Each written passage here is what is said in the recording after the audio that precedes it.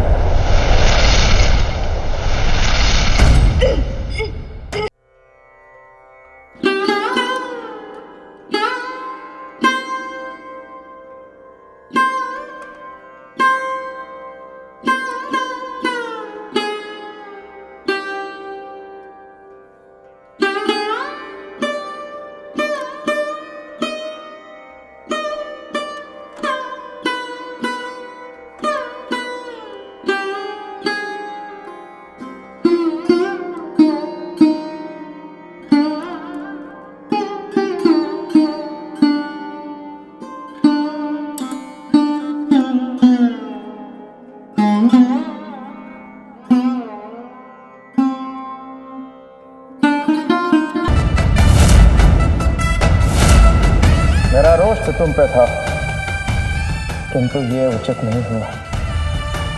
रोष से तो सदा दोषी उत्पन्न होता है प्रभु। आइए इन्हें पुनः इनके स्थान पर स्थापित कर दें।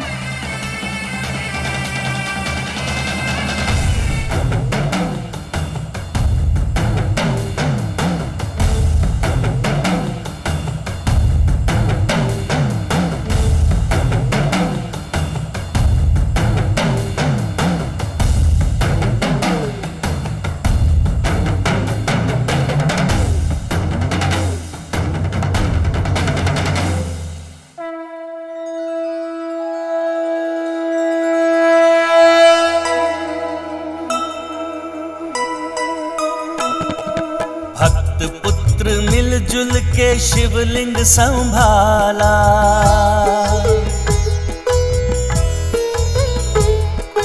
कितना मनोहर है दृश्य ये निराला।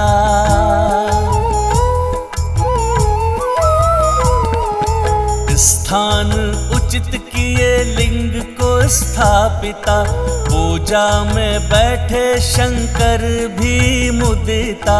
नंदी व तोतला गण भावुक हो आए, नारद सहित देव सारे ही हर्षाए। जय गणेश जय गणेश जय गणेश देवा, माता जाति पार्वती पिता महादेवा। जय गणेश जय गणेश जय गणेश देवा, माता जाति पार्वती पिता महादेवा। प्रभु, क्रोध तो हमसे उन्हीं का अपमान करा देता है जिनका हम सम्मान करते हैं। मुझे अपने प्रभु के दर्शन से वंचित कर। तुम हो मेरे क्रोध का कारण, तुम, और अब तुम ही मेरे क्रोध को दूर करने का कारण बनोगे। क्योंकि यदि तुमने मुझे पुनः रोका, मेरे क्रोध का बाण पूर्ण रूप से टूट जाएगा, पूर्ण रूप से। परशुराम जी का क्रोध तो पुनः जागृत हो रहा है। स्वामी, आपके आवेश अवतार अपना आवेश त्याग कर गणेश की बात क्यों नहीं सुन पा रहे हैं? एक ओर अटूट भक्ति है तो दूसरी ओर कर्तव्य निष्ठा। दोनों का ही पीछे हटना कठिन है, इसलिए कदाचित इन दोनों के मध्य होने वाले युद्ध को कोई नहीं रोक पाएगा। प्रभु, मैं अपने कर्तव्य से नहीं हट सकता, इसीलिए यदि आप मुझे अपनी शक्ति से हटा सकते हैं तो हटा दीजिए, किंतु मैं स्वेच्छा से इस द्वार से कदापि नहीं हटूंगा। मैं अपने गुरु, अपने इष्ट पुत्र को हानि पहुंचाने की कल्पना भी नहीं कर सकता, किंतु हमारे विवाद को सुलझाने का मात्र यही एक विकल्प है। On the earth! On the earth! On the earth!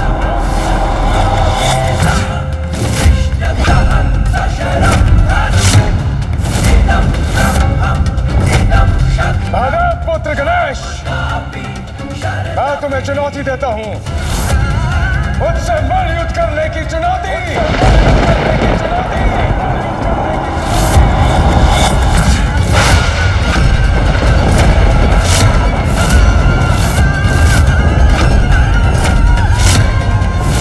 मलयुद्ध? ये तो अनुचित कर रहे हैं परशुराम। मलयुद्ध में तो ये पारंगत है, इसमें इन्हें कोई पराजित नहीं कर सकता। क्या तुम्हें ये चुनौती स्वीकार है? ये तो अनल तो दादा, तमत्याते समाधान था तो उपाय सुधाई धनंदी अन्यथा अनल तो दादा मल्लिक के प्रस्ताव तो त्रिताल बत्ती दिए, अत्रिताल दल दी दिए।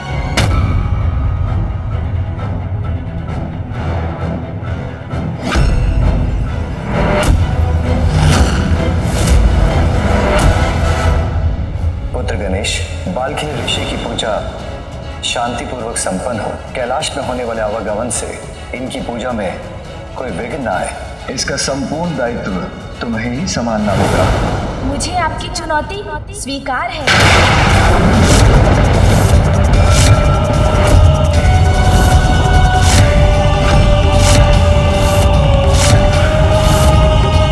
अपने आप को इस विकट परिस्थिति में क्यों डाल लिया आपने गणेश जी? इस युद्ध में यदि आपने मुझे चित्त कर दिया तो मैं अपनी पराजय स्वीकार कर लूंगा और आप भीतर जाने के लिए मुक्त हो जाएंगे। उचित है। किंतु इस मल युद्ध का एक और नियम होगा। कैसा नियम? यदि ये युद्ध कैलाश में हुआ तो मेरे माता पिता की पूजा में व्यवधान उत्पन्न होगा और वो मैं नहीं चाहता। ठीक है, ये द्वंद्व युद्ध कैलाश के बाहर होगा।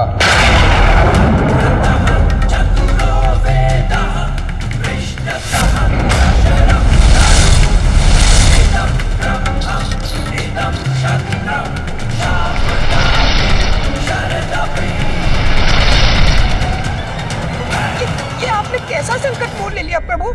आप उनका वेग तो देखिए, हम उनका सामना कैसे करेंगे? चिंता मत कीजिए मूषक जी, बल नहीं चतुराई, शक्ति नहीं बुद्धि युद्ध में यही विजय दिलाती है। अच्छा, मैं आपके वेग से वहां नहीं आ सकता प्रभु, इसीलिए आपको थोड़ी प्रतीक्षा करनी होगी। मुझे गणेश जी को रोकना होगा, अन्यथा अनर्थ हो जाएगा। गणेश जी! चलिए मूषक जी। जी प्रभु। रुकिए प्रभु, रुक जाइए प्रभु, गणेश जी रुक जाइए, गणेश जी। आहत हुए इसलिए गणेश जी को रोकने में विलंब हो गया। अब तो यही प्रार्थना है माता, महादेव आपकी पूजा शीघ्र संपन्न हो, और आप दोनों स्वयं आकर इस युद्ध को रोकें।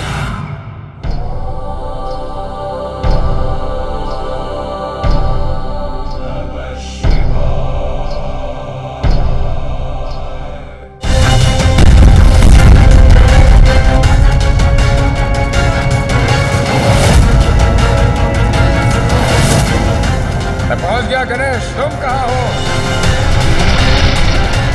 मूषक जी, तनिक शीघ्र चलिए। हाँ पुत्र गणेश, यहाँ पहुंचने में इतना समय क्यों लग गया?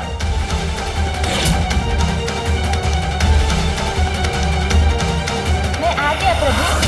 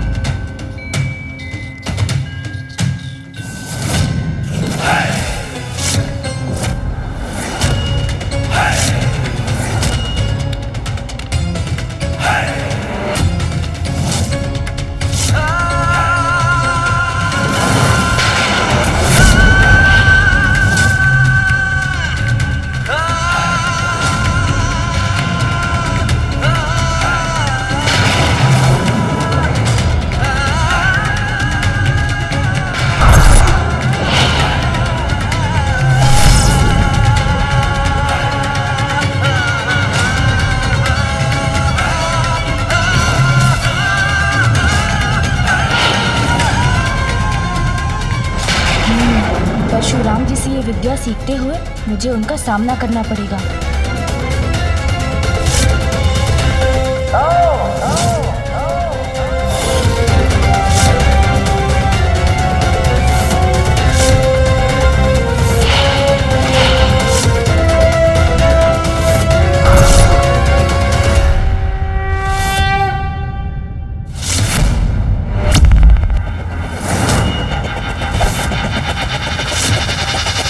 आरंभ हुआ है युद्ध प्रचंड, होगा जिसका भयंकर अंत। जिसकी भी हो जय, जो भी हो पराजित, किंतु अनर्थकारी होगा यह युद्ध, परिणाम जिसका होगा मात्राहित।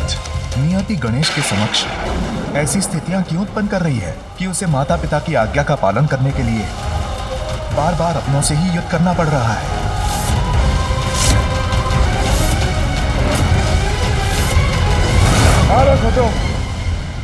और इसी कारणवश युद्ध का पहला दांव तुम्हें चलने की अनुमति देता हूं मैं। आओ।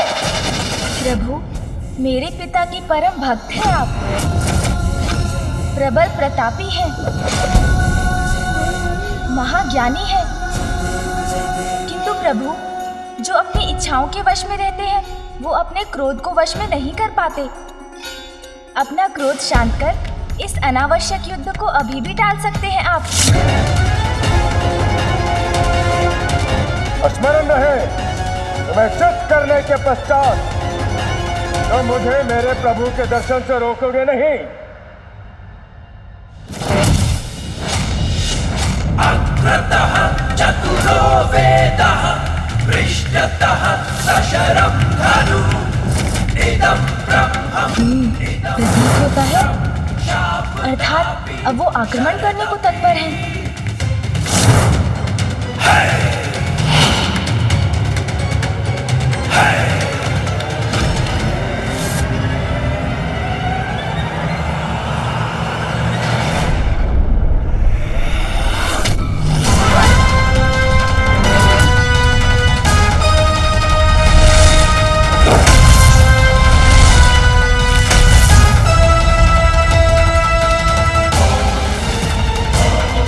अरे कहाँ चले गए परशुराम जी?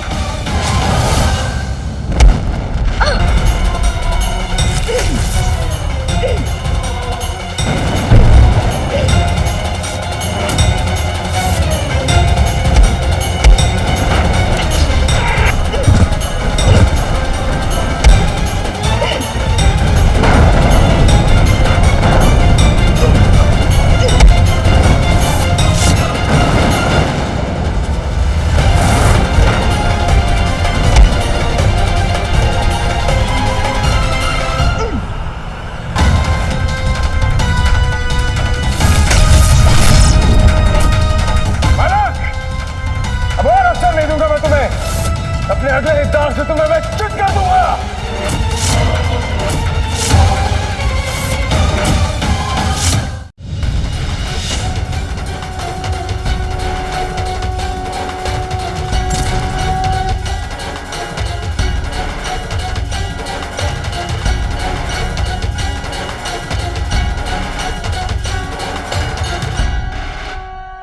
उचित है, मुझसे भयभीत होकर तुम्हारा पीछे हटना सर्वथा उचित है।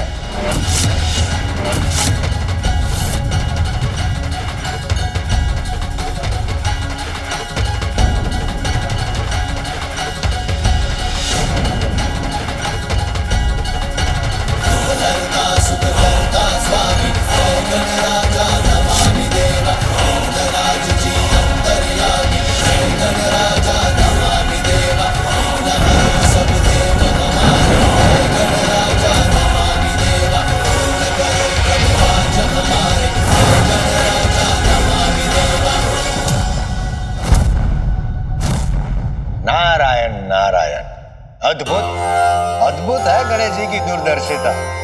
ज्ञात था उन्हें कि ये ग्रह जो है वो परशुराम जी और उनके मध्य आकर विराम उत्पन्न करेगा युद्ध में।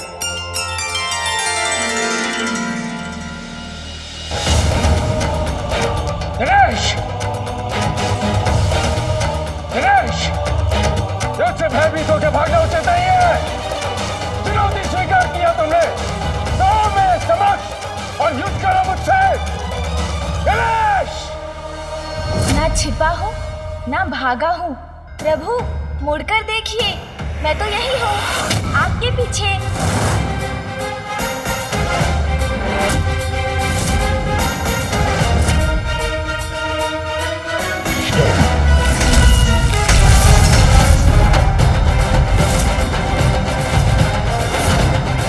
स्मरण है ना आपको प्रभु?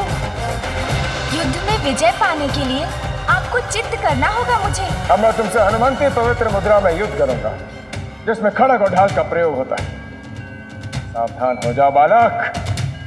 तो प्रभु की समान इस मुद्रा में मैं भी हाथ में खड़ग और ढाल लेकर उनसे युद्ध करूंगा।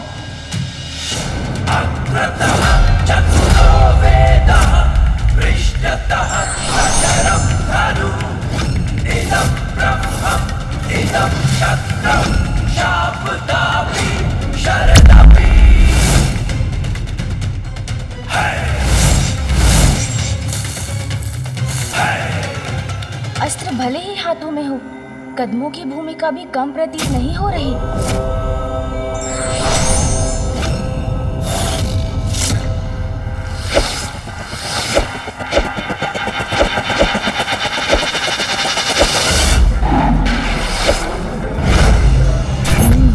इसमें स्फूर्ति के साथ साथ शक्ति का भी प्रयोग करना पड़ेगा।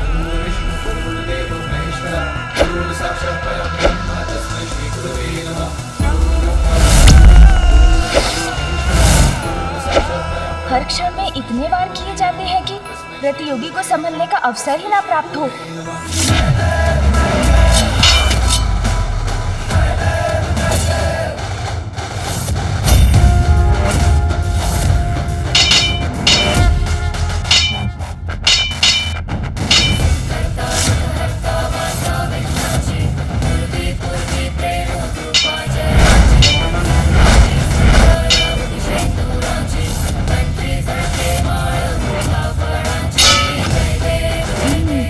इस मुद्रा में घूमें और वार करें, प्रतियोगी को समझने का समय ही ना दें।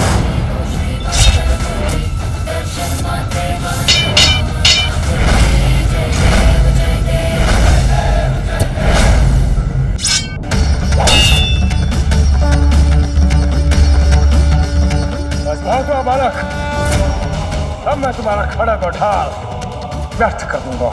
निश्चित रूप से परशुराम जी कोई ऐसा दाव चलने वाले हैं जो मुझे अचंभित कर देगा।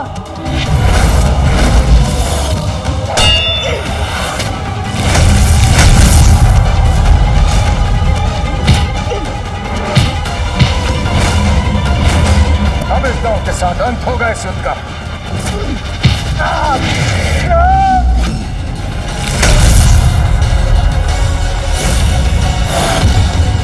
कैसी रही परशुराम जी। तुम्हारा साहस सराहनीय है, किंतु युद्ध में मेरे कौशल का सामना करने के लिए पर्याप्त नहीं। अवश्य ही तुम्हें पराजित करने के साथ साथ चित भी करूंगा। अब ये क्या करने वाले हैं? इदं ब्रह्मं इदं शस्त्रं शापदापि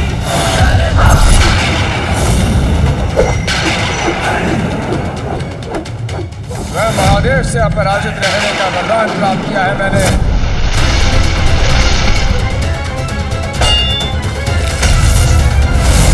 तुम्हें मेरा आशीर्वाद है वत्स।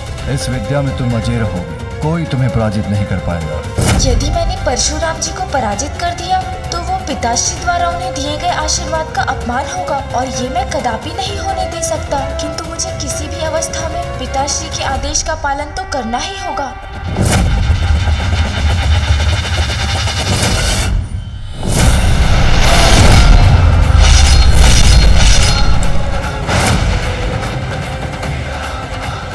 गणेश और परशुराम के मध्य अब जो होने वाला है वो किसी प्रलय से कम नहीं होगा।